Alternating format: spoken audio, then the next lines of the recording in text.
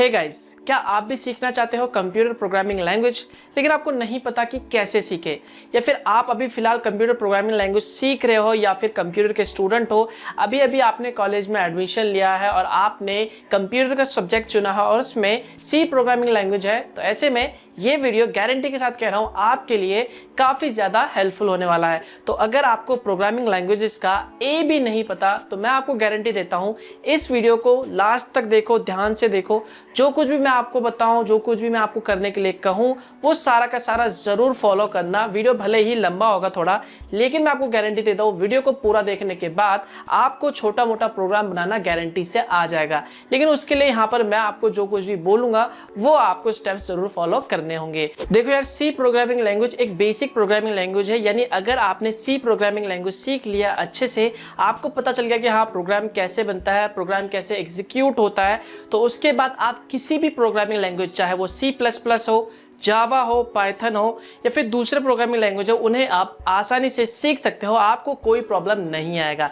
लेकिन यहाँ पर आपको शुरुआत में एक प्रोग्रामिंग लैंग्वेज अच्छे से आना बेहद ज़रूरी है, ताकि आपको समझ आ जाए कि भैया हाँ कोडिंग कैसे करते हैं, प्रोग्राम कैसे बनाते हैं। तो यहाँ पर मैं आपको कुछ थ्योरीज बताने वाला हूँ। डोंट वरी, मैं आपको किताबी भाषा नहीं बताने वाला, मैं आपको अपने तरीके से, आसान तरीके से बताने वाला हूँ, जिससे आपको अच्छे से समझ आ जाए। इसके साथ ही हम कुछ 4-5 प्रोग्राम्स भी बनाएंगे और मैं आपको प्रोग्राम्स बनाना भी सिखाऊंगा। इसके साथ ही कौन सा सॉफ्टवेयर यूज करेंगे, ये सभी मैं आपको इस वीडियो में बताने वाला हूं। तो अगर आप अभी फिलहाल स्टार्टिंग में हैं, सीखना चाहते हैं C programming language, beginner level पे है, तो ऐसे में ये वीडियो सीखने के बाद, यानी ये वीडियो देखने के बाद गारंटी कह रहा हूं आपको प्रोग्रामिंग लैंग्वेज अच्छे से आ जाएगा, स्टार्टिंग का जो भी होता है। उसके बाद आप आगे एडवांस लेवल पे जा सकते हैं सी लैंग्वेज के ऊपर। तो यहाँ पर मैं आप लोगों से रिक्वेस्ट करता हूँ यार, वीडियो अच्छा लगे तो वीडियो लाइक जरूर कर देना और एक कमेंट करके बताना कि आपको ये वीडियो कैसा लगा, मुझे बहुत ही अच्छा लगेगा। तो चलिए स्टार्ट करते हैं हमारा सी प्रोग्रामिंग लैंग्वेज। तो यहाँ पर मैं आपको दोबारा से कह रहा हूँ, अगर आपको वाकई में इंटरेस्ट हो तो ध्यान से देखना, तभी आपको ये समझ में आएगा। साथ में आपको प्रैक्टिस भी करना होगा। तो चलिए स्टार्ट करते हैं हमारा सी प्रोग्रामिंग लैंग्वेज का सबसे पहला इंपॉर्टेंट टॉपिक। तो प्रोग्रामिंग लैंग्वेज में जो सबसे पहला इंपॉर्टेंट पार्ट आता है वो है सिंटैक्स। अब आप बोलोगे ये सिंटैक्स क्या होता है? वेल, अगर मैं आपको आसान और नॉर्मल, मतलब अपने बातचीत की भाषा में बताऊं तो ये एक तरीका होता है, या फिर कहे एक मेथड होता है, एक फॉर्मेट होता है, मतलब एक तरीका होता है कि मतलब हाँ प्रोग्रामिंग लैंग्वेज इस तरह से लिखते हैं, इसे हम बेसिकली सिंटैक्स कहते हैं। ये मैंने आपको नॉर्मल भाषा में बता दिया। तो जिस तरह दोस्तों एक फॉर्मूला होता है मैथ्स प्रॉब्लम सॉल्व करने के लिए, सेम उसी तरह प्रोग्रामिंग लैंग्वेज में भी एक सिंटैक्स होता है। मतलब अगर आपको कोड लिखना है तो वहाँ पर आपको एक सिंटैक्स दिया होगा, एक तरीका दिया होगा, आपको ये तरीका फॉलो करना होगा और इसी हिसाब से आपको प्रोग्रामिंग लैंग्वेज या फिर कहे कोड लिखना होगा। तो सी प्रोग्रामिंग लैंग्वेज में जो सबसे पहले ऊपर की साइड आता है सिंटैक्स में, वो होता है header file. Well, header file क्या होता है ये मैं आपको आगे समझा दूंगा। ये जो आपको ऊपर दिखाई दे रहा है #include.studio.ih, ये क्या होता है ये आपको आगे समझ आ जाएगा। फिलहाल जो आपको ध्यान रखना है वो बस सिंटैक्स है, एक तरीका है। उसके बाद क्या होता है, मेन आता है। मेन के बाद ये 2 कर्ली ब्रेसेस आते हैं, एक आता है ओपन और एक क्लोज कर्ली ब्रेसेस। तो सबसे पहला जो होता है उसे हम ओपन कर्ली ब्रेसेस कहते हैं और दूसरा जो होता है वो क्लोज कर्ली ब्रेसेस कहलाता है। तो इसके अंदर हम जो भी कोड लिखते हैं वो कोड एग्जीक्यूट होता है या फिर कहें रन होता है। तो इसी के अंदर हम प्रोग्राम लिखते हैं, इसी के अंदर हम स्टेटमेंट लिखते हैं, जिसके बाद हमारा जो प्रोग्राम है वो रन होता है। तो ये एक सिंटैक्स होता है सी लैंग्वेज का कोई भी प्रोग्राम बनाने के लिए। तो हो सकता है यहाँ पर आपको सिंटैक्स समझने में थोड़ी सी प्रॉब्लम हो, लेकिन डोंट वरी, मैंने आपको क्या कहा है, मैंने आपको कहा है कि वीडियो को पूरा देखना, ध्यान से देखना, तो ही आपको समझ आएगा। तो आगे जब आप प्रैक्टिकल करोगे तो आपको सिंटैक्स समझ में आ जाएगा। तो यहाँ पर अभी बस आपको ये ध्यान में रखना है कि ये एक फॉर्मूला होता है, एक तरीका होता है प्रोग्राम कोड लिखने का, जहाँ पर सबसे पहले सी प्रोग्रामिंग लैंग्वेज में सबसे ऊपर की साइड आता है हेडर फाइल और उसके बाद आता है मेन। मेन के बाद यहाँ पे कर्ली ब्रेसेस आते हैं और उसके अंदर हम जो भी स्टेटमेंट लिखेंगे या फिर कहे कोड लिखेंगे वो रन होता है। तो इसके बाद चलिए अब नेक्स्ट टॉपिक के बारे में जानते हैं, जो कि बहुत ही इंपॉर्टेंट है। डोंट वरी, आप जब थ्योरी समझने के बाद जब मैं आपको प्रैक्टिकल करवाऊंगा तो प्रैक्टिकल के साथ साथ जो मैंने थ्योरी करवाया था वो भी मैं आपको बताऊंगा, ताकि आपको अच्छे से समझ आ जाएगा। इसके बाद जो नेक्स्ट टॉपिक आता है इंपॉर्टेंट सी लैंग्वेज में, वो है डेटा टाइप्स और वेरिएबल्स। देखो, डेटा टाइप्स और वेरिएबल्स आपको सीखना बेहद जरूरी है कि आखिर में ये होता क्या है, तभी आप एक प्रोग्राम लैंग्वेज बना सकते हो सी लैंग्वेज के अंदर। तो यहाँ पर बेसिकली डेटा टाइप्स 2 तरह के होते हैं, एक प्राइमरी होता है, एक सेकेंडरी होता है। तो प्राइमरी में जो बेसिकली आते हैं वो आते हैं इंटीजर, कैरेक्टर, फ्लोट, डबल, और उसके बाद जो सेकेंडरी में आते हैं वो आते हैं एरे, पॉइंटर। तो यहाँ पर बेसिकली मैं आपको बेसिक्स बताने वाला हूँ। तो यहाँ पर मैं बेसिकली प्राइमरी डेटा टाइप्स का इस्तेमाल करने वाला हूँ, जैसे कि हो गया इंट हो गया, कैरेक्टर हो गया, फ्लोट हो गया। तो मैं आपको ये समझाने वाला हूँ जिससे आप एक छोटा मोटा प्रोग्राम बना सके। तो अगर आपको एडवांस लेवल पे जाना है तब आप आसानी से सीख सकते हो वहाँ पर ये एरे क्या होते हैं, पॉइंटर क्या होते हैं। तो यहाँ पर मैं आपको बेसिक्स बता रहा हूँ इसलिए ताकि अगर मैं आपको ये पॉइंटर और एरे भी बता दूंगा तो आप थोड़े से कंफ्यूज हो जाओगे। तो यहाँ पर सबसे पहले जानते हैं कि आखिर में ये डेटा टाइप्स और वेरिएबल होते क्या हैं। तो देखो यार, कंप्यूटर के मेमोरी में अगर आपको किसी भी चीज को स्टोर करना है तो ऐसे आप डायरेक्टली स्टोर नहीं कर सकते। यहाँ पर आपको उस वैल्यू का डेटा टाइप डिक्लेयर करना होगा, वेरिएबल नाम डिक्लेयर करना होगा, उसके बाद ही आप उसे एक मेमोरी एलोकेट कर सकते हैं, यानी एक जगह दे सकते हैं। उसके बाद उसमें जो भी वैल्यू आप स्टोर करवाना चाहते हैं उसका जो भी टाइप है, चाहे वो एक नंबर हो 1 2 3 या फिर एक नाम हो, स्ट्रिंग वैल्यू हो, तब आप उसे वहाँ पर स्टोर करवा सकते हैं। फॉर एग्जाम्पल मान लो आप कभी किसी स्कूल में एडमिशन लेने जाते हो तो वहाँ पर सबसे पहले वो आपसे पूछेगा कि हाँ आप कौन सी क्लास पास करके आए हो और कौन सी क्लास में जाना चाहते हो और आपका नाम क्या है, आपसे कई सारे डिटेल्स लेगा। उसके बाद ही वो आपको एडमिशन देगा ना।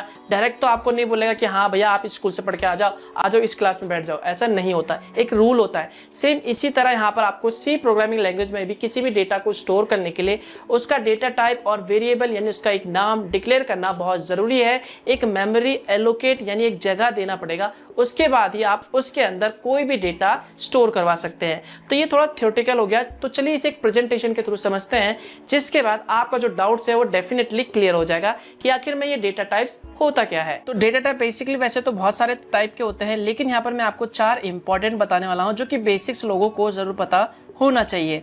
तो यहाँ पर जो सबसे पहला आता है वो आता है कैर। बेसिकली ये कैरेक्टर वैल्यू को स्टोर करता है, यानी 1 बाइट को स्टोर करता है। यहाँ पर आपको ये 1 बाइट स्टोर करता है ये याद रखने की जरूरत नहीं है। जब आप सी प्रोग्रामिंग लैंग्वेज अच्छे से सीख जाओगे तब आपको ये आसानी से याद हो जाएगा। बस यहाँ पर आपको ये याद रखना है, ये जो कैर है, ये जो कैर डेटा टाइप है यानी कीवर्ड है CHAR, ये बेसिकली कैरेक्टर वैल्यू को स्टोर करता है। जैसे कि एक सिंगल कैरेक्टर हो गया, A हो गया, ये कैरेक्टर हो गया, B या फिर C। तो यहाँ पर अगर आपको किसी भी तरह के कैरेक्टर वैल्यू को स्टोर करना है, जैसे कि A हो गया, B हो गया, C होगा, तो यहाँ पर आप केर डेटा टाइप को इस्तेमाल करेंगे। तो यहाँ पर आप जो डेटा टाइप में है वो लिखेंगे CHAR। इसके बाद जो नेक्स्ट आता है वो आता है इंट यानी इंटीजर। तो basically int data type integer value को स्टोर करता है। जैसे कि हो गया 1 2 3। अगर आपको किसी भी तरह का नंबर को स्टोर करना है तो यहाँ पर आप जो डेटा टाइप रखेंगे वो रखेंगे इंटीजर यानी इंट INT। तो ये डेटा टाइप है, ठीक है। इसके बाद जो नेक्स्ट आता है वो आता है फ्लोट। तो यहाँ पर अगर आपको किसी भी तरह के फ्लोट वैल्यू को यानी पॉइंट वैल्यू को स्टोर करना है तो यहाँ पर आपको जैसे कि मान लो 1.2 हो गया, इस तरह के वैल्यू को स्टोर करना है, कंप्यूटर के मेमोरी में एलोकेट करना है, तो यहाँ पर आप फ्लोट डेटा टाइप का इस्तेमाल कर सकते हैं। इसके बाद जो नेक्स्ट आता है वो होता है डबल। तो यहाँ पर बेसिकली जो डबल होता है वो सेम फ्लोट की तरह ही होता है, बस इसका जो बाइट होता है वो थोड़ा सा डबल हो जाता है फ्लोट के मुकाबले। अब बात आती है यहाँ पर सिंटैक्स की। तो यहाँ पर अगर आपको वेरिएबल डिक्लेयर करना है, डेटा टाइप डिक्लेयर करना है, तो यहाँ पर इसका एक सिंटैक्स होता है। जैसे कि एक सी प्रोग्रामिंग लैंग्वेज लिखने का सिंटैक्स होता है, सेम इसी तरह यहाँ पर डेटा टाइप डिक्लेयर करने का भी एक तरीका होता है। तो यहाँ पर डेटा टाइप, किसी भी डेटा टाइप को डिक्लेयर करने के लिए सबसे पहले यहाँ पर आपको डेटा टाइप लिखना होगा कि वो कौन सा है, कैरेक्टर है, इंटीजर है, पॉइंट वैल्यू है, उस तरह के डेटा को आप उसमें स्टोर करवाना चाहते हैं तो वो डेटा टाइप आपको यहाँ पर सबसे पहले लिखना होगा। उसके बाद आता है वेरिएबल नेम। वेरिएबल मतलब कुछ भी नाम आप लिख सकते हैं यहाँ पर ABCD या फिर कुछ भी नाम जो आप लिखना चाहते हैं। इसके बाद आपको लास्ट में सेमी कॉलन लगाना होगा। तो सेमी कॉलन लगाना बेहद ज़रूरी है, ध्यान रखिए बहुत से लोग सेमी कॉलन नहीं लगाते जिसकी वजह से प्रोग्राम में एरर आ जाता है। तो फॉर एग्जांपल मान लो इसका एक एग्जांपल लेते हैं। यहाँ पर डेटा टाइप में हमें एक इंटीजर वैल्यू को स्टोर करना है, तो यहाँ पर हमें डिक्लेयर करना होगा इंट INT इंट। तो यहाँ पर हमें एक स्टोर वैल्यू करना है जो कि नंबर होगा, उसे स्टोर करने के लिए यहाँ पर हम इंट डेटा टाइप लेंगे। उसके बाद इसका जो सिंटैक्स है, नाम आगे क्या कह रहा है, वेरिएबल नेम डिक्लेयर करना है, ठीक है। तो यहाँ पर हम वेरिएबल नेम लेंगे, तो यहाँ पर हम वेरिएबल नाम लेते हैं x लिखने के बाद यहाँ पर आपको आगे सेमी कॉलन लगाना है, तो ये डिक्लेयर हो जाता है। तो यहाँ पर आप वेरिएबल की जगह पे जो नाम है वेरिएबल नेम x, इसकी जगह पे कुछ भी ले सकते हैं अपनी मर्जी के हिसाब से। फॉर एग्जांपल अगर आपको इंट लेना है और यहाँ पर आप नाम लिखना चाहते हैं नम, यानी कोई नंबर स्टोर कराना चाहते हैं तो आप नम भी ले सकते हैं। लेकिन यहाँ पर अगर आप लिखते हैं इंट और माई और डैश छोड़ के एक स्पेस छोड़ के नेम लिखते हैं तो ये गलत हो जाएगा, ये गलत तरीका है वेरिएबल नाम लिखने का। तो यहाँ पर आपको क्या करना है, हमेशा जो नाम है वो एक सिंगल लाइन में चिपका हो, आपको स्पेस नहीं छोड़ना है वेरिएबल नाम के बीच में, वरना आपको जो एरर वो शो हो जाएगा। तो यहाँ पर आप किसी भी तरह के, अगर आपको कैरेक्टर वैल्यू को स्टोर करना है तो यहाँ पर आप कैर लिख सकते हो और उसके बाद वेरिएबल का नाम। अगर आपको पॉइंट वैल्यू स्टोर करनी है जैसे 1.2, 10.1 या फिर कोई भी रिजल्ट पॉइंट में आता है उससे आप स्टोर करवाना चाहते हैं तो यहाँ पर आप लिख सकते हैं फ्लोट और उसके बाद वेरिएबल का नाम। तो जैसे ही आप ये डिक्लेयर कर देते हैं उसके बाद कंप्यूटर के मेमोरी में एक मेमोरी एलोकेट हो जाता है, यानी एक जगह बन जाता है उस वेरिएबल के लिए। जैसे यहाँ पर आपने इंट एक एक्स वेरिएबल डिक्लेयर करा तो आपके कंप्यूटर के मेमोरी में एक वेरिएबल मतलब एक एलोकेट हो जाता है मेमोरी, मतलब एक x के लिए एक जगह बन जाता है, कोना बन जाता है कि हाँ ये एक x वैल्यू है, इस वेरिएबल का नाम ये है और यहाँ पर आप इंटीजर वैल्यू यानी नंबर को स्टोर करवा सकते हैं। तो ये होता है बेसिकली डेटा टाइप। तो यहाँ पर आपको ये 4 डेटा टाइप्स याद रखने हैं, कैर, इंट, फ्लोट और डबल। तो ये होता है डेटा टाइप। वेल अगर अब भी आप कंफ्यूज हो तो डोंट वरी, जब हम एक छोटा सा प्रोग्राम बनाएंगे तो आपके सारे डाउट्स क्लियर हो जाएंगे, लेकिन उससे पहले आपको थोड़ा सा थ्योरी तो समझना होगा ही। तो यहाँ पर आपको बस 3 इंपॉर्टेंट डेटा टाइप्स याद रखने फिलहाल बेसिक्स में।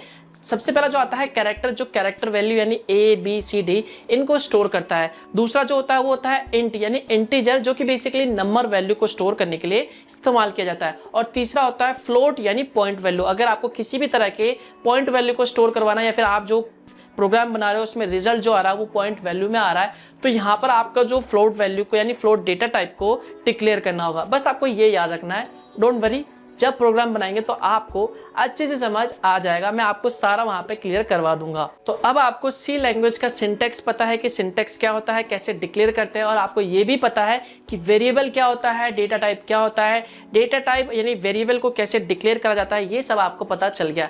इसके बाद जो लास्ट इंपॉर्टेंट चीज आता है जो आपको समझना बेहद जरूरी है, उसके बाद हम जो भी प्रोग्राम है वो बनाना स्टार्ट करेंगे, जिसके बाद आपका जो धीरे धीरे डाउट्स है वो सारा क्लियर हो जाएगा। तो यहाँ पर अब जो समझने की बात आती है वो आती है कुछ कीवर्ड्स या फिर कहें कुछ फंक्शंस, जिनका काम बेसिकली आप प्रोग्रामिंग लैंग्वेज बनाते वक्त आपको ध्यान में रखना होगा। और वो हर प्रोग्रामिंग लैंग्वेज, आप जब भी कोई भी सी प्रोग्रामिंग बनाओगे तो वो जरूर काम आएगा, उन्हें आपको वहां पे इस्तेमाल करना ही करना होगा। तो आपको इन्हें अच्छे से समझना होगा। तो चलिए आइए समझते हैं। तो सी प्रोग्रामिंग लैंग्वेज बनाते वक्त आपको कुछ इंपॉर्टेंट चीजें याद रखनी होंगी, जिसमें जो सबसे पहला जो कीवर्ड आता है या फिर कहें फंक्शन आता है जिसका नाम है प्रिंट एफ।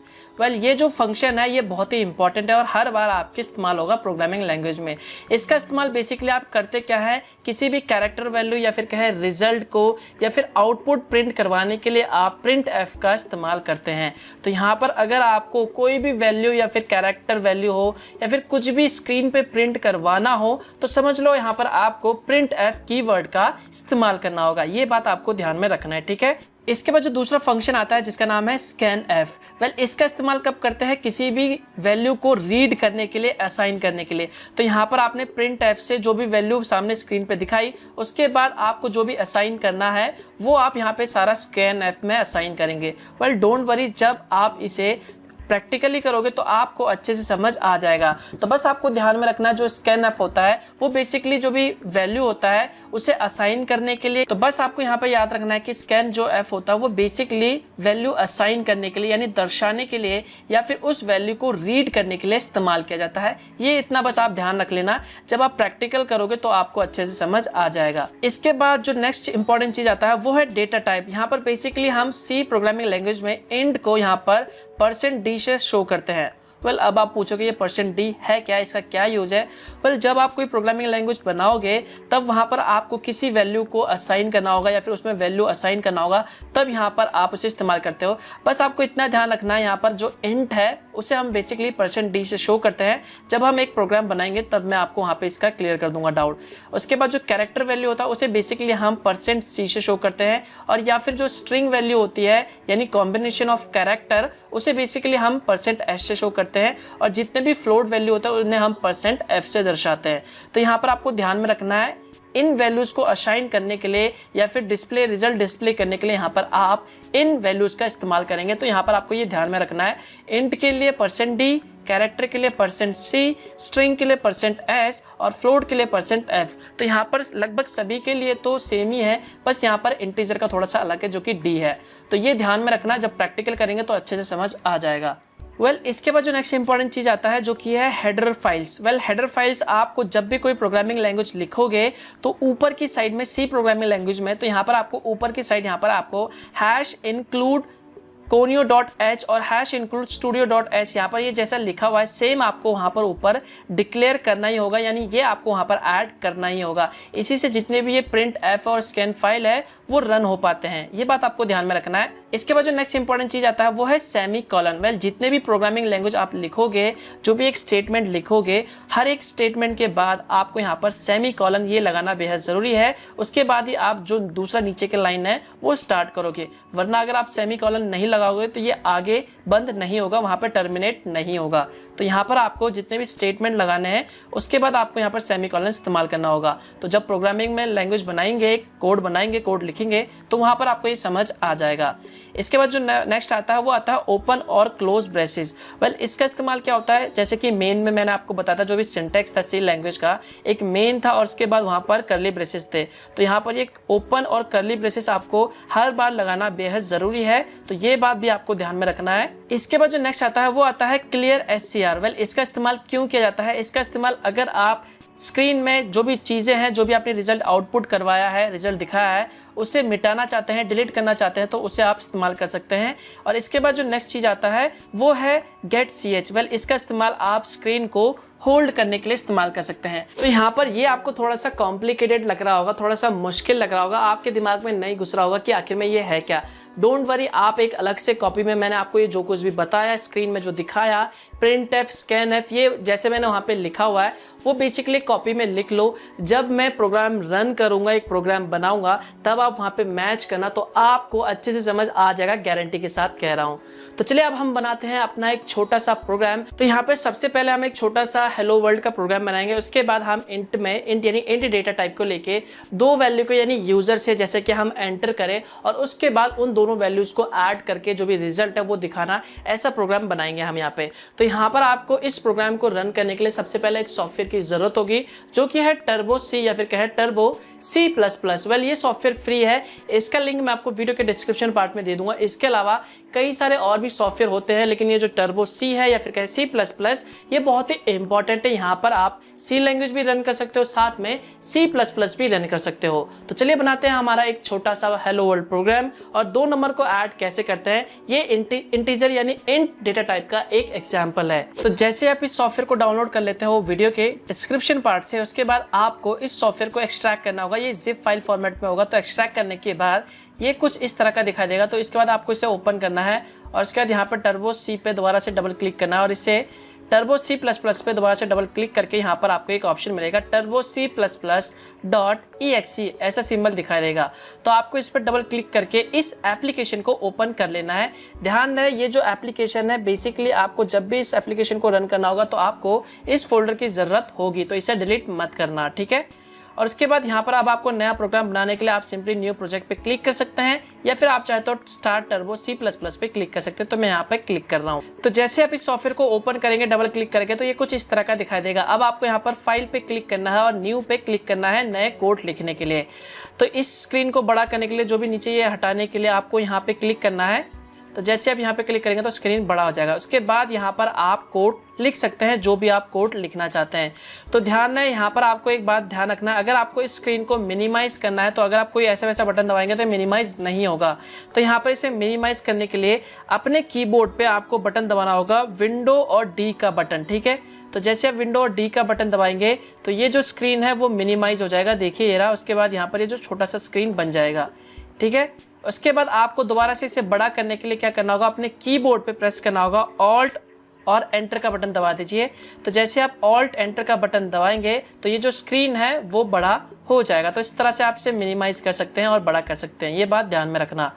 तो इसके बाद अब आता है प्रोग्रामिंग कोड लिखना। तो मैंने जैसा कि आपको बताता, तो यहाँ पर सबसे पहले हम एक हेलो वर्ल्ड का छोटा सा प्रोग्राम बनाएंगे समझने के लिए। उसके बाद मैं आपको 2 वैल्यू को कैसे ऐड करते हैं यूजर से इनपुट करवा के वो सिखाऊंगा, जिसके बाद आपके सारे डाउट्स क्लियर हो जाएंगे, ठीक है। तो यहाँ पर सबसे पहले हम एक छोटा सा प्रोग्राम लिखते हैं। ये हमने प्रोग्राम लिखा यहाँ पर, मैंने जैसे कि आपको सिंटैक्स में बताया था सी प्रोग्राम लैंग्वेज के सबसे पहले आपको हेडर फाइल को डिक्लेयर करना होगा। ये हमेशा आपको ऐड करना होगा, ऐसा समझ लीजिए, ठीक है। तो यहाँ पर हमने हेडर फाइल को ऐड किया था जो कि था #include studio.h, ठीक है, और इसके बाद हैश इंक्लूड conio.h। ये आपको हमेशा ध्यान रखना है, ये आपको लिखना है। यहाँ पे स्पेलिंग अच्छे से देख लेना, STDIO है और conio का CONIO है .h, ठीक है, ये आपको हमेशा लिखना ही है। उसके बाद मैंने आपको क्या कहा था, यहाँ पर कहा था एक मेन आता है, मेन मेथड आता है, ठीक है, ये हमने एक और स्पेस छोड़ के यहाँ पर मेन मेथड लिख दिया। उसके बाद ये पैरेंथेसिस ब्रैकेट लिख दिया, ठीक है, ये था। और उसके बाद यहाँ पर जो भी कर्ली ब्रेसेस थे ये थे, ठीक है। तो यहाँ पर उससे पहले यहाँ पर हमें एक डेटा टाइप्स या फिर रिटर्न टाइप्स लिखना बहुत ज़रूरी है। बेसिकली यहाँ पर वॉइड लिख दो, वॉइड का मतलब नल होता है, कोई वैल्यू नहीं लिखना, ठीक है। तो ये हमने वॉइड लिख दिया यहाँ पर, ठीक है, ऐसे। तो ये आपको बाद में आगे समझ आ जाएगा, डोंट वरी। तो उसके बाद अब मैंने कहा था किसी भी वैल्यू को प्रिंट करने के लिए, स्क्रीन में दिखाने के लिए एक फंक्शन है जिसका नाम है प्रिंट एफ। अगर आप जो मैंने आपको थ्योरी पढ़ाया था उसमें आप पढ़ोगे तो वहाँ पर आपको दिख जाएगा। तो मैंने कहा था कि print F basically result output करवाने के लिए या फिर वैल्यू लेने के लिए आप इस्तेमाल कर सकते हैं, ठीक है। तो यहाँ पर मैंने प्रिंट एफ लिखा, ये फंक्शन हो गया। उसके बाद आपको क्या करना है, यहाँ पर ये पैरेंथेसिस ब्रैकेट लगाना है, उसके बाद ये डबल कोट लगाना है। उसके बाद इसके बाद आप जो कुछ भी लिखेंगे वो शो हो जाएगा। जैसे कि यहाँ पर हेलो वर्ल्ड हमने लिख दिया, ये हम हेलो वर्ल्ड का प्रोग्राम बना रहे हैं, ठीक है, हेलो वर्ल्ड ये हमने लिख दिया। उसके बाद ये स्टार्ट हुआ था, ध्यान है जिस चीज़ सी लैंग्वेज में या फिर कोई भी प्रोग्रामिंग लैंग्वेज में जिस चीज़ का भी स्टार्ट होता है उसका क्लोज ज़रूर होना चाहिए। तो ये हमने यहाँ पर ये डबल कोट लगा रखा था, तो हमने दोबारा से डबल कोट लगा के ये बंद कर दिया और ये फिर पैरेंथेसिस ब्रैकेट को बंद करके यहाँ पर सेमीकोलन लगा देता। जैसा कि मैंने आपको कहा था सेमीकोलन का इस्तेमाल बेसिकली एक स्टेटमेंट को टर्मिनेट करने के लिए या फिर वहीं पे एंड करने के लिए इस्तेमाल किया जाता है। तो यहाँ पर हमने सेमीकोलन लगा दिया। इसका मतलब ये है कि इस लाइन में, ठीक है, सिर्फ यहीं तक एक कोड है, एक स्टेटमेंट है। इसके बाद जो दूसरा स्टेटमेंट आएगा वो दूसरा कोड होगा, दूसरा स्टेटमेंट होगा। तो ठीक है, ये हो गया। अब इसके बाद देखिए मैंने आपको क्या कहा था, अगर आप हम इसे सिंपली रन करते हैं, देखिए यहाँ पे रन पे क्लिक करने के बाद हमने रन कर दिया, तो देखिए ये रन हो गया, ठीक है, लेकिन ये स्क्रीन पे नहीं दिखा रहा हेलो वर्ल्ड का लिखा हुआ। इसके बाद अब हम इसे कंपाइल करते हैं। तो देखिए कंपाइल करने के लिए यहाँ पे शॉर्टकट की बता रखा है Alt F9, या फिर आप चाहते हो यहाँ से भी कर सकते हैं। तो यहाँ पर मैं Alt F9 दबाता हूँ, तो देखिए ये बता रहा है सक्सेस, जिसका मतलब है कि आपका जो कोड है वो बिल्कुल ठीक है, प्रोग्राम जो है वो बिल्कुल ठीक है। देखिए अब हम इसे रन करते हैं। तो रन करने के लिए बेसिकली हम Ctrl F9 दबाते हैं।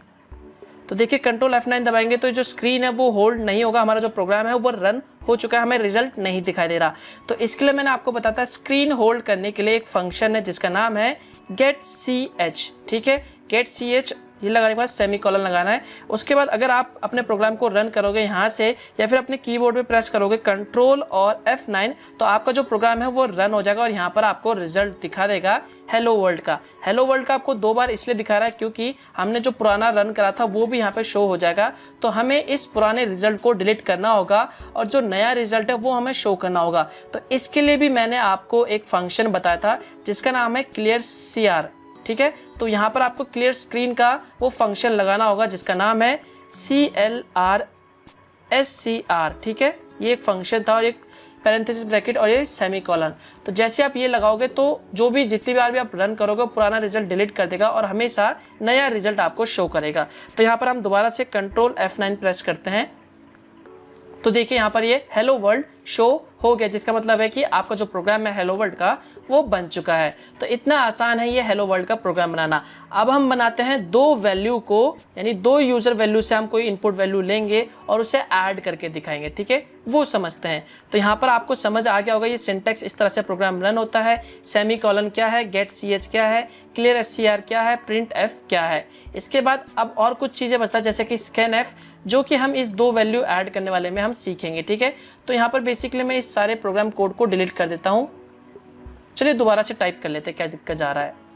तो ये हमने न्यू फाइल पे क्लिक करा, ठीक है, और ये पुराने वाले को हम यहाँ से डिलीट कर देते हैं। विंडोज़ पे जाके ये हमने क्लोज कर दिया, ये हमें सेव नहीं करना। तो ये हमारा एक नया फाइल आ गया, ठीक है। अब हम यहाँ पे एक नया प्रोग्राम बनाने जा रहे हैं। तो दोबारा से हमें कोड लिखना होगा, सेम जैसे कि मैंने आपको बताया था सिंटैक्स लिखना होगा, हैश इंक्लूड सबसे पहले ये जो भी कोड है जो मैंने आपको बताया था हेडर फाइल, ये आपको हमेशा लिखना होगा, ठीक है। यहाँ पर आप ध्यान से देखना स्पेलिंग मिस्टेक ना हो, मिस्टेक होता है तो एरर आ जाता है बार बार, ठीक है। उसके बाद मैंने कहा था यहाँ पर मेन होगा।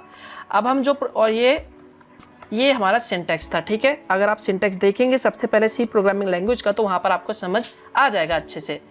तो ये एक सिंटैक्स है। अब क्या करना है, हम यहाँ पर एक प्रोग्राम वैल्यू बना रहे हैं जिसमें हम 2 नंबर को लेंगे, 2 यूजर से वैल्यू एंटर करवाएंगे और उसका टोटल करके दिखाएंगे, उनका प्लस करके दिखाएंगे। तो यहाँ पर जो नंबर हमारे पास आएगा वो बेसिकली होगा एक इंट नंबर, ठीक है।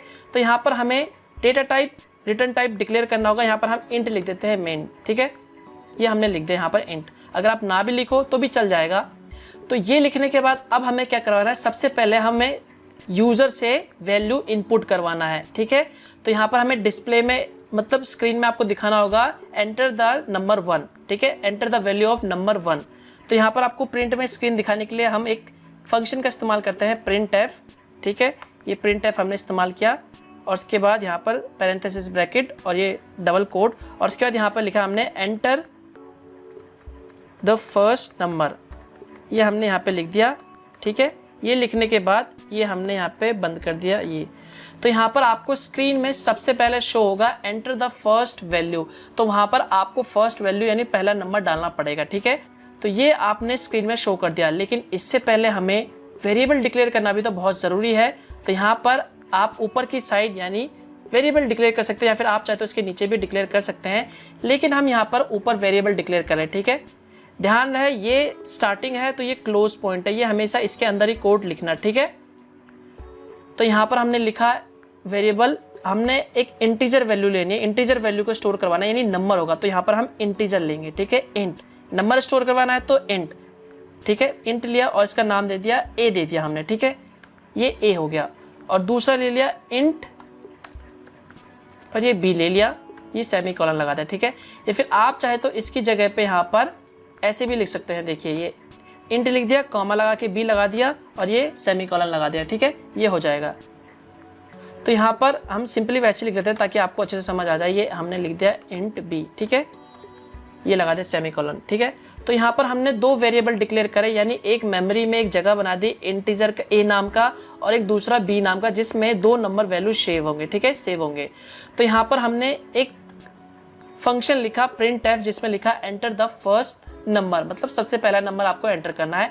इसके बाद अब इसमें जो भी नंबर आएगा उसे हमें असाइन करना ज़रूरी है ना, कि इसमें जो भी नंबर डाले उसे हम ए में डालें या फिर बी में डालें। तो ए में डालने के लिए आपको क्या करना होगा, जिसमें भी डालना आपको वो वैल्यू नंबर, यहाँ से जो भी ये नंबर एंटर करेगा यूज़र, वो वैल्यू अगर आपको ए में डालना है तो यहाँ पर आपको लिखना होगा स्कैन एफ। याद है मैंने कहा था स्कैन एफ का बेसिकली इस्तेमाल आप वैल्यू को असाइन करने के लिए इस्तेमाल कर सकते हैं। तो यहाँ पर आपको फंक्शन टाइप करना है स्कैन एफ और ये लगाना है दोबारा से, और उसके बाद इंटीजर वैल्यू है तो इंटीजर वैल्यू के लिए मैंने आपको कहा था %d, याद है आपको अच्छे से। अगर आप वहाँ पे जाके जो इंपॉर्टेंट बातें हैं उसमें अगर आप देखोगे तो वहाँ पर मैंने कहा था इंटीजर वैल्यू यानी नंबर वैल्यू के लिए हमेशा यहाँ पर %d लगाएंगे, ठीक है। और फिर ये डबल कोट करके हमने बंद कर दिया। अब यहाँ पर आपको एक कॉमा लगाना है और उसके बाद यहाँ पर आपको लिखना है एंड, और जिस भी वैल्यू में आप स्टोर करवाना चाहते हैं, जैसे यहाँ पे हमने 10 लिखा तो 10 को अगर आप ए में स्टोर करवाना चाहते हो तो यहाँ पर आपको ए लिखना है, ठीक है। ये हमारा हो गया। और यहाँ पर हमने ये पैरेंथेसिस क्लोज कर दिया और उसके बाद यहाँ पर हमने सेमीकोलन लगा दिया, ठीक है। तो ये यहाँ पर जो भी वैल्यू हम एंटर करेंगे ए, मतलब 1 2 3 4 5 जो भी नंबर, वो ए में स्टोर हो जाएगा, ठीक है।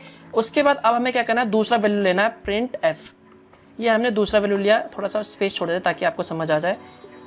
ये हमने छोड़ा, ठीक है। यहाँ पर अब दूसरा वैल्यू एंटर करवाना है हमें, प्रिंट एफ दोबारा से लिखना होगा सेम दूसरा वैल्यू एंटर करवाने के लिए, और यहाँ पे लिखना होगा एंटर द सेकंड नंबर, ठीक है। ये हमने लिख दिया और सेम ऐसे लिखना जैसे ऊपर लिखा, बस यहाँ पर हमने लिख दिया सेकंड नंबर, ठीक है। उसके बाद सेम यहाँ पे जो हम दूसरा नंबर डालेंगे वो आपको बी में पहुँचाना है, तो सेम आपको यहाँ पे स्कैन एफ का फॉर्मूला लगेगा। तो यहाँ पर हमने लिखा है स्कैन एफ, ठीक है। और इंटीजर वैल्यू हो तो %d लगाएंगे जैसे कि मैंने आपको बताया था, फिर डबल कोट, फिर कॉमा, फिर यहाँ पे एंड, और ये बी में वैल्यू हमें पहुँचाना है तो हमने ये बी में कर दिया, ठीक है। तो ये हमारा काम अब यहाँ पे हो गया, ठीक है। अब हम जो भी वैल्यू यहाँ पर एंटर करेंगे फर्स्ट में वो ए में पहुँच जाएगा, और इसका दूसरा जो हमें नंबर पूछेगा वो पूछेगा बी में, तो ये हमारा पहुँच जाएगा बी में, ठीक है। तो अब इसके बाद क्या करना है, अब इसके बाद हमें एक तीसरा वेरिएबल लेना है जिसमें इन दोनों का ऐड या फिर कहे जोड़ हमें ऐड करना होगा। तो हमने एक वेरिएबल कंप्यूटर के मेमोरी में एक मेमोरी एलोकेट कर दिया इंट सी, जो कि एक इंट डेटा टाइप है जिसमें नंबर ही सेव होंगे, ठीक है, क्योंकि ये दोनों का एडिशन भी तो एक नंबर ही होगा। तो यहाँ पर हमने इंट सी लिख दिया, ठीक है। और उसके बाद यहाँ पर ये सेमी कॉलन लगा दो, या फिर आप चाहे तो इसी के आगे लिख सकते हो सी इक्वल टू, ठीक है। इन दोनों को जोड़ना है ए प्लस बी, ये हमने इन दोनों को जोड़ दिया और उसके बाद यहाँ पे सेमी कॉलन लगाना है, ठीक है। तो इन दोनों से जो भी वैल्यू आएगी, ध्यान है इसमें जो भी एंटर करूंगा और इसमें जो भी एंटर वैल्यू करूंगा वो एक सी वेरिएबल में, यानी कंप्यूटर के मेमोरी में जो भी एक सी वेरिएबल है उसमें असाइन हो जाएगा, उसमें स्टोर हो जाएगा और उसमें स्टोर होकर क्या होगा, ये दोनों का एडिशन होगा ए प्लस बी का, ठीक है। अब हमें क्या करवाना है, जो भी सी में वैल्यू ऐड हुआ उसे प्रिंट करवाना है। तो सिंपल दोबारा लिखेंगे प्रिंट एफ, ठीक है। और ये वेरिएबल सी है तो इसे प्रिंट करने के लिए क्या करेंगे, तो यहाँ पर हम कुछ भी लिख सकते हैं, जैसे लिख दिया सम ऑफ टू नंबर, ठीक है, टू नंबर इज, ठीक है। तो ये सबसे पहले स्क्रीन में शो होगा सम ऑफ टू नंबर इज, और ये हमने यहाँ पे कॉलम लगा दिया, ये एज इट इज शो होगा, ठीक है, जो आप लिख रहे हो। उसके बाद यहाँ पर ये वेरिएबल मतलब इंटीजर वैल्यू है ना, तो यहाँ पर आपको लिखना होगा %d, ध्यान रहे। तो सबसे पहले रिजल्ट में शो होगा सम ऑफ टू नंबर इज और उसके बाद %d, यानी ये सी का है। ध्यान रहे सबसे पहले ये एग्जीक्यूट होगा, फिर ये होगा, फिर ये होगा, ये बात आपको ध्यान में रखना है, ठीक है। तो ये %d लगा, इसका हमने क्लोज कर दिया। उसके बाद यहाँ पर आप चाहे तो इसे डबल ऐसे बंद कर सकते हो, सेमी कॉलन लगा सकते हैं, या फिर आप चाहे तो ऐसा भी कर सकते हैं, लिख के यहाँ पर सिंपल सी लिख दो, ठीक है। ये हमने लिख दिया और उसके बाद जो रिजल्ट है वो प्रिंट हो जाएगा। तो यहाँ पर अब डायरेक्टली रन करोगे तो रन नहीं होगा, तो यहाँ पर आपको स्क्रीन होल्ड करने के लिए गेट ch लगाना बेहद ज़रूरी है, ठीक है। ये हमने गेट ch लगा दिया और यहाँ पर पुराने स्क्रीन को मतलब कैंसिल करने के लिए यहाँ पर आपको CLR SCR यानी पुराने रिजल्ट को डिलीट करने के लिए और नया रिजल्ट प्रिंट करने के लिए आपको यहाँ पर ये CLR SCR हमेशा लगाना होगा, ठीक है। तो हमारा जो दो प्रोग्राम जो वो है वो रेडी हो चुका है। 2 नंबर का जो प्रोग्राम, हम 2 नंबर लेंगे, उसके बाद उन्हें ऐड करके उनका जो रिजल्ट है वो शो हो जाएगा। तो अब हम इसे सिंपली रन करते हैं। तो रन करने के लिए आप यहाँ पे रन पे क्लिक कर सकते हैं, या फिर आप चाहे तो कीबोर्ड में प्रेस कर सकते हैं कंट्रोल और F9। तो देखिए जैसे ही आपने कंट्रोल F9 दबाया तो आपका जो स्क्रीन है वो सामने आ गया। जैसे कि मैंने आपको प्रोग्राम में बताया था, ये आपसे सबसे पहले पूछेगा एंटर द फर्स्ट नंबर। तो हमने फर्स्ट नंबर यहाँ पर 10 प्रिंट करा। ध्यान है यहाँ पर इंटीजर वैल्यू होना चाहिए, ठीक है। तो 10 प्रिंट करा। उसके बाद दूसरा कोड रन होगा एंटर द सेकंड वैल्यू वाला। तो सेकंड वैल्यू में हम 20 डालते हैं। तो अब इसके बाद क्या था, हमारा जो तीसरा वेरिएबल था उसमें रिजल्ट प्रिंट होना चाहिए। तो इन दोनों का जो टोटल है 30 होता है, तो वहाँ पे लिखाना चाहिए the sum of two number is, colon लगा के 30 प्रिंट होना चाहिए। तो हमने ये 20 लिख के एंटर मार दिया। तो देखिए यहाँ पे शो हो रहा है sum of two number is colon और 30। तो इस तरह से आप 2 प्रोग्राम बना सकते हो 2 एडिशन नंबर के लिए। तो आपने देखा कि कितनी आसानी से आप एक इंटीजर वैल्यू यानी 2 इंटीजर वैल्यू लेके उसे कैसे ऐड कर सकते हैं। तो इस तरह से आप प्लस माइनस डिवीजन के प्रोग्राम आसानी से बना सकते हैं। तो ये तो बेसिकली था इंटीजर डेटा टाइप के लिए। अब हम बात करते हैं फ्लोट और कैरेक्टर डेटा टाइप के लिए। तो चलिए मैंने एक पहले से प्रोग्राम बना रखा है। वीडियो वैसे ही काफ़ी लंबा हो चुका है, तो यहाँ पर मैंने प्रोग्राम पहले से जो भी कैरेक्टर है उसके लिए बना रखा है। तो मैं आपको यहाँ पर बस एक्सप्लेन करने वाला हूँ, आपको अच्छे से समझ आ जाएगा। तो यहाँ पर अगर मैं दोबारा से पूरा प्रोग्राम लिखूंगा तो उसके लिए काफ़ी ज़्यादा टाइम लग जाएगा। तो बस मैंने प्रोग्राम पहले से लिख रखा है, आपको समझाऊंगा और एक्सप्लेन करते हैं। तो चलिए जानते हैं कि आखिर में ये कैरेक्टर और फ्लोट के जो प्रोग्राम होते हैं वो कैसे होते हैं। तो देखिए यहाँ पर मैंने पहले से ही एक कैरेक्टर का जो भी प्रोग्राम है वो बना रखा है, जहाँ से मैं एक कैरेक्टर एंटर करवाऊंगा यूजर से, और जो भी कैरेक्टर एंटर करवाया उसे रिजल्ट में मैं प्रिंट करूंगा। तो जैसा कि यहाँ पर मैंने आपको बताया था, सबसे पहले आपको हेडर फाइल डिक्लेयर करना होगा, यहाँ पर डालना होगा। उसके बाद मेन आएगा, उसके बाद यहाँ पर क्लियर SCR लिख के ये स्क्रीन को क्लियर करने के लिए, और यहाँ पर हम डेटा टाइप को डिक्लेयर करेंगे। तो यहाँ पर हमने कैरेक्टर लिया, X लिया। ध्यान रहे कैरेक्टर में सिर्फ आप एक ही वैल्यू को स्टोर कर सकते हैं, जैसे कि A हो गया, B हो गया, C हो गया, D हो गया, ठीक है।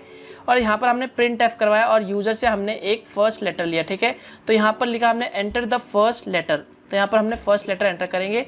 उसके बाद यहाँ पर जो भी वैल्यू पहुँचा उसे हमें X में पहुंचाना है, ठीक है। X में यानी कैरेक्टर के जो भी मेमोरी एलोकेशन है उसमें पहुंचाना है। तो हमने यहाँ पर स्कैन F लिया, ठीक है। और उसके बाद कैरेक्टर को याद रहा, कैरेक्टर एक सिंगल कैरेक्टर को शो करने के लिए बेसिकली हम यहाँ पर %C लगाते हैं, C लगाते हैं। हमने इंटीजर वैल्यू में पहुंचाने के लिए हमने यहाँ पर %D लगाया था, लेकिन यहाँ पर कैरेक्टर है तो कैरेक्टर के लिए जो मैंने आपको बताया था जो थ्योरी बातें में इंपॉर्टेंट चीज़ है, वहाँ पर मैंने आपको बताया था कैरेक्टर के लिए, एक सिंगल कैरेक्टर के लिए हमेशा %c होता है, तो वो %c आपको यहाँ पे लिखना है, उसके बाद कॉमा लगाना है एंड लिख के x में करना है। तो यहाँ पर आपको जो भी वैल्यू आप एंटर करेंगे वो x में पहुँच जाएगा, ठीक है। अब यहाँ पर वैल्यू पहुँच चुका है, अब इसके बाद हमें क्या प्रिंट करवाना है, जो भी x की वैल्यू, ठीक है। तो हमने लिखा print f the letter is, तो ये पूरा एज इट इज शो होगा जो आप यहाँ पे लिखेंगे।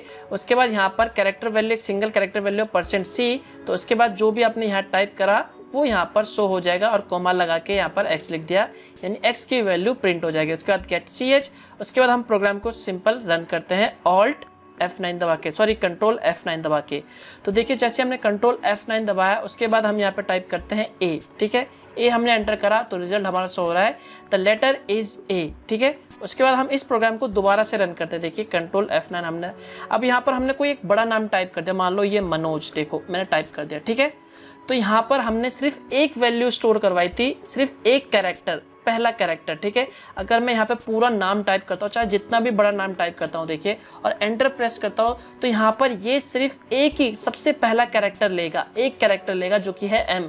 तो रिजल्ट में बेसिकली सिर्फ m ही शो करेगा, बाकी जो कैरेक्टर है वो शो नहीं करेगा, क्योंकि उसके लिए हमने वहाँ पे मेमोरी स्पेस एलोकेट नहीं करा था। तो देखिए मैं ये लिखने के बाद एंटर प्रेस करता हूँ तो यहाँ पर सिर्फ ये m शो कर रहा है, ठीक है।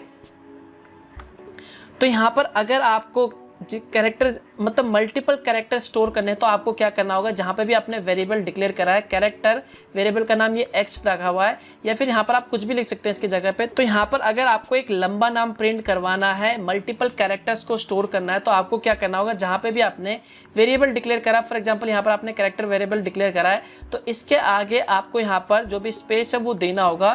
तो यहाँ पर हम ये ब्रैकेट लगा के 20 दे देते हैं, तो इसका मतलब ये है कि x में आप 20 कैरेक्टर यानी 20 कैरेक्टर, जैसे MANOJ मनोज हो गया, तो ये 5 कैरेक्टर हो गए, तो यहाँ आप 20 कैरेक्टर तक स्टोर कर सकते हैं। ध्यान रहे यहाँ पर एक कैरेक्टर के लिए आप C लगाते थे, अगर आपको बहुत सारे कैरेक्टर स्टोर करवाने होगा तो यहाँ पर आप C की जगह पे हमेशा S लगाओगे, जो कि स्ट्रिंग कहलाता है, जैसा कि मैंने वहाँ पर आपको इंपॉर्टेंट बातें में बताया था, ठीक है। तो जहाँ जहाँ C लगाया था वहाँ पर आपको यहाँ पर %S लगाना है, ठीक है। तो ये S लगा दिया, ठीक है। उसके बाद हम जो भी वैल्यू एंटर करेंगे देखिए हो जाएगा। तो ये हमने इस प्रोग्राम को सिंपली रन किया कंट्रोल F9 दबा के, तो देखिए कंट्रोल F9 हो जाएगा। अगर हम अब मनोज पूरा लिखेंगे तो ये पूरा मनोज शो करेगा, क्योंकि हमने वहाँ पर जो वैल्यू है वो बेसिकली 20 कैरेक्टर तक स्टोर कर सकता है, तो ये आसानी से शो करके दिखा देगा। देखिए मनोज दिखा दिया। तो यहाँ पर आपने देखा कि कैसे आप एक सिंगल कैरेक्टर या फिर कहें एक स्ट्रिंग वैल्यू को स्टोर करवा सकते हैं। सेम इसी तरह फ्लोट का भी होता है। देखिए मैं आपको फ्लोट का भी समझा देता हूं। अगर फ्लोट वैल्यू स्टोर करवाना है तो यहाँ पर आपको वेरिएबल डिक्लेयर करना होगा फ्लोट, FLOAT, फ्लोट यानी पॉइंट वैल्यू, ठीक है। और उसके बाद यहाँ पर हमने वेरिएबल का कुछ भी नाम रख दिया, A रख दिया, ठीक है। उसके बाद यहाँ पर कहेंगे एंटर द फ्लोट वैल्यू। देखिए हमने ये करवा दिया एंटर द फ्लोट वैल्यू, ठीक है, ये हमने करवा दिया। उसके बाद जो भी हमने यहाँ वैल्यू एंटर करा वो बेसिकली हम यहाँ पर A में पहुंचा दे रहे हैं, ठीक है। लेकिन यहाँ पर मैंने आपको कहा था फ्लोट के लिए बेसिकली हम जो भी असाइन वैल्यू करने के लिए यहाँ पर F लगाते हैं, %F। तो मैंने वो %F यहाँ पे लगा दिया। आप अगर थ्योरी वाली जो बातें मैंने आपको बताई थी वो पढ़ोगे तो आपको अच्छे से समझ आ जाएगा, अगर वो आप यहाँ पे रिलेट करोगे, ठीक है। इसके बाद जहाँ पर देखिए तो यहाँ पर ये हमारा फ्लोट का प्रोग्राम इतनी आसानी से बन चुका है। तो यहाँ पर हम एक फ्लोट वैल्यू एंटर करवाएंगे 10 पॉइंट समथिंग कुछ, ठीक है। तो यहाँ पर ये %F एंड A आ गया, देखिए, ठीक है। उसके बाद यहाँ पर आपने जो भी वैल्यू एंटर करवाई, मतलब यहाँ पर आपने 10.12 डलवा दी, तो ये यहाँ आ जाएगा। उसके बाद ये बेसिकली रिजल्ट को शो करवा देगा, ठीक है। तो यहाँ पर बेसिकली आप इसकी जगह पे एक लंबा प्रोग्राम भी बना सकते हैं दो फ्लोट वैल्यू को ऐड करने के लिए। जैसे कि हमने दो नंबर को ऐड करने के लिए इंट डेटा टाइप का इस्तेमाल करके सेम वहाँ पर जहाँ पे भी इंट है वहाँ पर आप फ्लोट कर दो, और जहाँ पे %d है वहाँ पर f लगा दो, तो वो प्रोग्राम बन जाएगा सेम एज इट इज, ठीक है। तो यहाँ पर हम इसे सिंपली रन करते हैं कंट्रोल F9 दबा के। तो ये एरर बता रहा है, देखिए एरर क्या बता रहा है यहाँ पर, अनडिफाइंड सिंबल x। हाँ जी हाँ, देखिए यानी ये x सिंबल, तो यहाँ पर हमने a सिंबल टाइप करा था, तो ऐसे एरर शो होते तो आपको चेक करना होगा।